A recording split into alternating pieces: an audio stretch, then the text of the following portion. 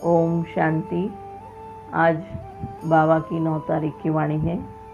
मीठे बच्चे, हर बात में योग बल से काम लो। बाप से कुछ भी पूछने की बात नहीं है। तुम ईश्वरी संतान हो, इसलिए कोई भी आसुरी काम न करो। प्रश्न: तुम्हारे इस योग बल की करामात क्या है? उत्तर: यही योग बल है जिससे तुम्हारी सब कर्मेंद्रियां वश हो जाती हैं। योग बल के सिवाय तुम पावन बन नहीं सकते। योग बल से ही सारी सृष्टि पावन बनती है। इसलिए पावन बनने के लिए व भोजन को शुद्ध बनाने के लिए याद की यात्रा में रहो। युक्ति से चलो, नम्रता से व्यवहार करो। ओम शांति। रूहानी बाप रूहानी बच्चों को समझाते हैं। दुनिया में किसको मालूम नहीं कि रूहानी बाप आकर स्वर्ग की व नई दुनिया की स्थापना कैसे करते हैं। कोई भी नहीं जानते। तुम बाप से किसी भी प्रकार की मांगनी नहीं कर सकते हो। बाप सब कुछ समझाते हैं, कुछ भी पूछने की दरकार नहीं रहती। सब कुछ आपे ही समझाते रहते हैं। बाप कहते, मुझे कल्प कल्प इस भारत खंड में आकर क्या करना है, सो मैं जानता हूँ, तुम नहीं जानते। रोज रोज समझाते रहते हैं। कोई भल एक अक्षर भी ना पूछे तो भी सब कुछ समझाते रहते हैं। कभी पूछते हैं खान पान की तकलीफ होती है। अब यह तो समझ की बात है। बाबा ने कह दिया, हर बात में योग बल से काम लो, याद की यात्रा से काम लो। और कहाँ भी जाओ तो मुख्य बात बाप को याद जरूर करना है और कोई भी आसुरी काम नहीं करना है। हम ईश्वरी संतान हैं। वह है सबका बाप। सबके लिए शिक्षा यह एक ही देंगे। बाप शिक्षा देते हैं, बच्चे स्वर्ग का मालिक बनना है। राजाई में भी पोजीशन तो होती है ना। हर एक के पुरुषार्थ अनुसार मर्तबा होता है। पुरुषार्थ बच्चों को करना है और प्रारब्ध भी बच्चों को पानी है।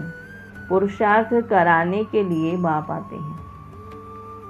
तुमको कुछ भी पता नहीं था कि बाप कब आएंगे और क्या आकर करेंगे, कहाँ ले जाएंगे। बाप ही आकर समझाते हैं।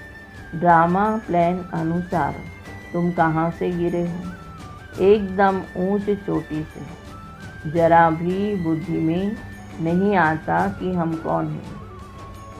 अब महसूस करते हो ना। तुमको स्वप्न में भी नहीं था कि बाप आकर क्या करेंगे। तुम भी कुछ नहीं जानते थे। अब बाप मिला हुआ है तो समझते हो। ऐसे बाप के ऊपर तो न्यौछावर होना पड़े। जैसे पतिव्रता स्त्री होती है तो पति पर कितना न्यौछावर हो जाती है।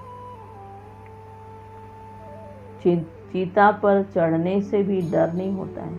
कितनी बहादुर होती है। आगे चीता पर बहुत चढ़ती थी। यहाँ बाबा तो ऐसी कोई तकलीफ नहीं देते हैं। भल नाम ज्ञान चीता है, परंतु जलने करने की कोई बात नहीं। बाप बिल्कुल ऐसे समझाते हैं जैसे मक्खन से बाल। बच्चे समझते हैं बरोबर जन्म जन्मांतर का सिर पर बोझा है।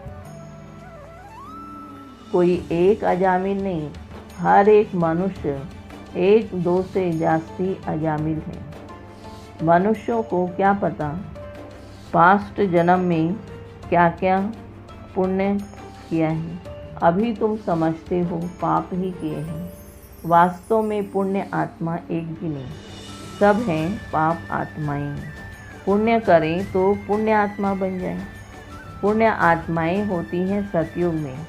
कोई ने हॉस्पिटल आदि बनाई तो क्या हुआ, सीढ़ी उतरने से थोड़े ही बच जाएगा। चढ़ती कला तो नहीं होती है ना, गिरते ही जाते हैं। यह बाप तो ऐसा बिलवेड है जिस पर कहते हैं जीते जी न्यौछावर जाएं, क्योंकि पतियों का पति बापों का बाप सबसे ऊंचे। बच्चों को अभी बाप जगा रहे हैं, ऐसा बाबा जो स्वर्ग का मालिक बनाते। कितना साधारण है। शुरू में बच्चियां जब बीमार पड़ती थीं तो बाबा खुद उन्हों की सेवा करते थे। अहंकार कुछ भी नहीं।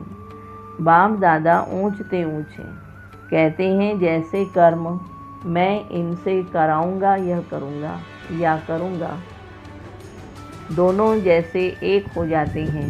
पता थोड़े ही पड़ता है बाप क्या करते हैं, दादा क्या करते हैं। कर्म अकर्म विकर्म की गति बाप ही बैठकर समझाते हैं। बाप बहुत ऊंच है। माया का कितना प्रभाव है। ईश्वर बाप कहते ऐसा मत करो, जो भी तो भी नहीं मानते हैं।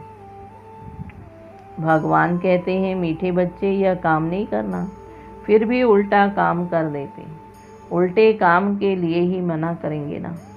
लेकिन माया भी बड़ी ज़बरदस्त है। भूले चूके भी बाप को नहीं भूलना है।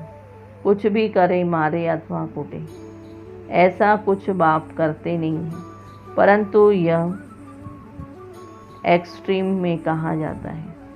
गीत भी है, तुम्हारे दर को कभी नहीं छोड़ेंगे, चाहे कुछ भी हो। बाहर में रखा ही क्या है। बुद्धि भी कहती है जाएंगे कहाँ। बाप बादशाही देते हैं, फिर थोड़े ही कम कभी मिलती है। ऐसे थोड़े ही हैं, दूसरे जन्म में कुछ मिल सकता है नहीं। यह पारलौकिक बाप है जो बेहद सुख धाम का तुमको मालिक बनाते हैं। बच्चों को दैवी गुण भी धारण करने हैं, तो भी बाप राय देते हैं अपना पुलिस आदि का काम भी करो, नहीं तो डिसमिस कर देंगे। अपना काम तो करना ही है। आँख दिखानी पड़ती है। जितना हो सके प्रेम से काम लो, नहीं तो युक्ति से आँख दिखाओ। हाथ नहीं चलाना। बाबा के कितने ढेर बच्चे हैं। बाबा को बच्चों का होना अर्थात ख्याल रहता है ना। मूल बात है पवित्र रहना। जन्म जन्मांतर तुमने पुकारा है ना, हे पतित पावन आकर हमको पावन बनाओ। परंतु अर्थ कुछ भी नहीं समझते। बुलाते हैं तो जरूर पतित हैं, नहीं तो बुलाने की दरकार नहीं, पूजा की भी दरकार नहीं। बाप समझाते हैं तुम अबलाओं पर कितने अत्याचार होते हैं, सहन करना ही है। युक्तियाँ भी बतलाते रहते। बहुत नम्रता से चलो, बोलो आप तो भगवान हो, फिर यह क्या मांगते हो।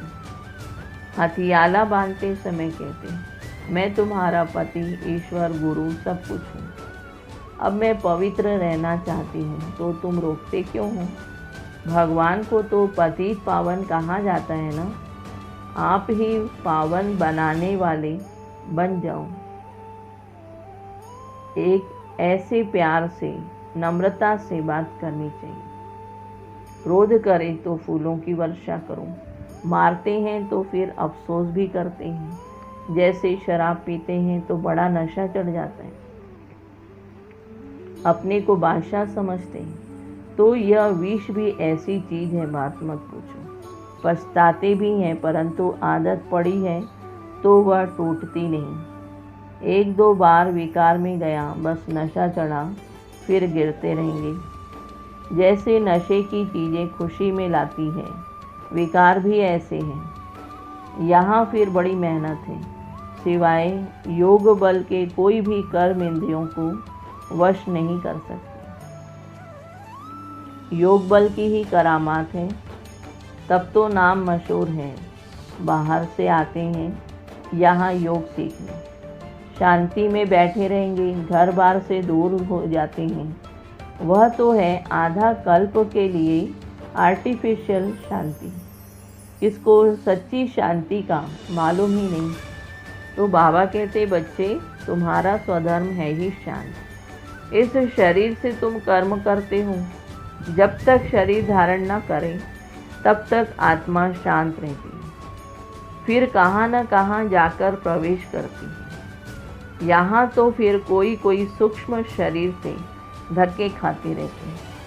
वह छाया के शरीर होते हैं, कोई दुख देने वाले होते हैं, कोई अच्छे होते हैं। यहाँ भी कोई भले मनुष्य होते हैं जो किसको दुख नहीं देते, कोई तो बहुत दुख देते हैं, जैसे साधु महात्मा होते हैं। बाप समझाते, मीठे मीठे सिक्की लधे बच्चों, तुम 5000 वर्ष के बाद फिर से आकर मिले हो, क्या लेने लिए? बाप ने बताया है, तुमको क्या मिलने का है? बाबा, आपसे क्या मिलना है, यह तो प्रश्न ही नहीं। आप तो हो ही हेवेनली गॉडफादर, नई दुनिया के रचयिता, तो ज़रूर आपसे बादशाही ही मिलेगी। बाप कहते हैं, थोड़ा भी कुछ समझ कर जाते हैं तो स्वर्ग में ज़रूर आएंगे। हम स्वर्ग की स्थापना करने आए हैं। बड़े से बड़ा आसामी है भगवान और प्रजापिता ब्रह्मा। तुम जानते हो विष्णु कौन है, और कोई को भी पता नहीं है। तुम तो कहेंगे हम इनके घराने के हैं। यह लक्ष्मी नारायण तो सतयुग में राज्य करते हैं। यह चक्र आदि वास्तव में विष्णु को थोड़े ही हैं। यह अलंकार हम ब्राह्मणों के हैं। अभी यह नॉलेज है, सतयुग में थोड़े ही यह समझाएंगे।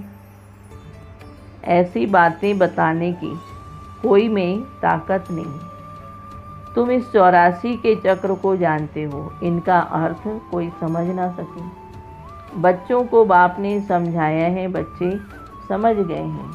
हमको तो यह अलंकार शोभते नहीं। हम अभी शिक्षा पा रहे हैं, पुरुषार्थ कर रहे हैं, फिर ऐसे बन जाएंगे। सुदर्शन चक्र फिराते फिराते हम देवता बन जाएंगे। सुदर्शन चक्र अर्थात रचयिता और रचना के आदि मध्य अंत को जानना है।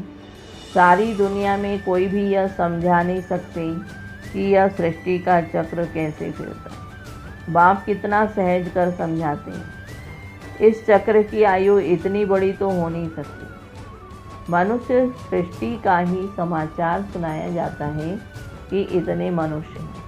ऐसे थोड़े ही बताया जाता है कि कछुए कितने, मछलियाँ कितनी हैं। मनुष्यों की ही बात है। तुमसे भी प्रश्न पूछते हैं, बाप सब कुछ बतलाते रहते हैं। सिर्फ उस पर पूरा ध्यान देना है। तो बाबा ने समझाया, योग बल से तुम सृष्टि को पावन बनाते हो, तो क्या योग बल से खाना शुद्ध नहीं हो सकता है? अच्छा, तुम तो ऐसे बने हो, फिर कोई को आप समान बनाते हो। अभी तुम बच्चे समझते हो कि बाप आया है स्वर्ग की बादशाही फिर से देने, तो इनको रिफ्यूज़ नहीं करना है। विश्व की बादशाही रिफ्यूज़ की तो ख़त्म, फिर रिफ्यूज़ अर्थात किचड़े के डब्बे में जाकर पड़ेंगे। यह सारी दुनिया है किचड़ा, तो इनको रिफ्यूज़ ही कहेंगे। दुनिया का हाल देखो क्या है। तुम तो जानते हो हम विश्व के मालिक बनते हैं। यह किसको भी पता नहीं है कि सतयुग में एक ही राज्य था, मानेंगे नहीं। अपना घमंड रहता है तो फिर जरा भी सुनते नहीं, कह देते यह सब आपकी कल्पना है। कल्पना से ही यह शरीर आदि बना हुआ है। अर्थ कुछ नहीं समझते, बस यह ईश्वर की कल्पना है। ईश्वर जो चाहे सो बनते हैं, उनका यह खेल है। ऐसी बातें करते रहते हैं, बात मत पूछो। अभी तुम बच्चे जानते हो बाबा आया हुआ है। बुढ़िया भी कहती है, बाबा हर 5000 वर्ष के बाद हम आपसे स्वर्ग का वर्षा लेते हैं। हम अभी आए हैं स्वर्ग की राजाई लेने। तुम जानते हो कि सभी एक्टर्स का अपना अपना पार्ट है। एक का पार्ट ना मिले दूसरे से, तुम फिर इसी ही नाम रूप से आकर इसी समय बाप से वर्षा लेने का पुरुषार्थ करेंगे। कितनी अथाह कमाई है। भल बाबा कहते हैं थोड़ा भी सुना है तो स्वर्ग में आएंगे, परंतु हर एक मनुष्य पुरुषार्थ तो ऊंच बनने का ही करते हैं, तो पुरुषार्थ है फर्स्ट। अच्छा, मीठे मीठे सिकिलधे बच्चों प्रति माता पिता बाप दादा का याद प्यार और गुड मॉर्निंग। रूहानी बाप के रूहानी बच्चों को नमस्ते, और हम सब रूहानी बच्चों की रूहानी माता पिता बाप दादा को याद प्यार, गुड मॉर्निंग और नमस्ते। धारणा के लिए मुख्य सार है। पहला, जैसे बाबा बच्चों की सेवा करते हैं, कोई अहंकार नहीं, ऐसे फॉलो करना है।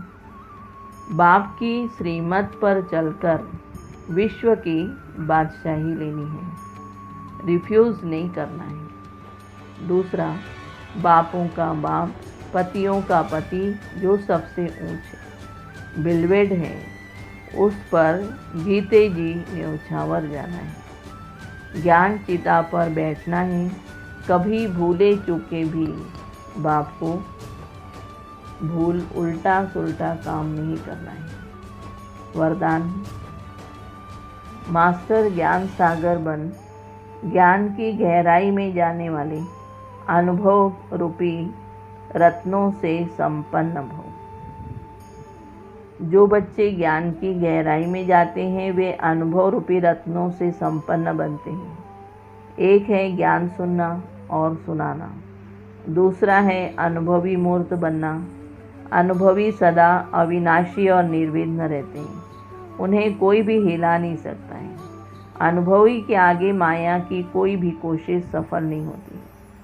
अनुभवी कभी धोखा नहीं खा सकते, इसलिए अनुभवों को बढ़ाते हुए हर गुण के अनुभवी मूर्त बनो। मनन शक्ति द्वारा शुद्ध संकल्पों का स्टॉक जमा करो। स्लोगन है, फरिश्ता वह है जो देह के सूक्ष्म अभिमान के संबंध से भी न्यारा है। तो आज का फरमान है, मैं फरिश्ता हूँ और मैं सब अनुभव रूपी रत्नों से संपन्न आत्मा हूँ। ओम शांति।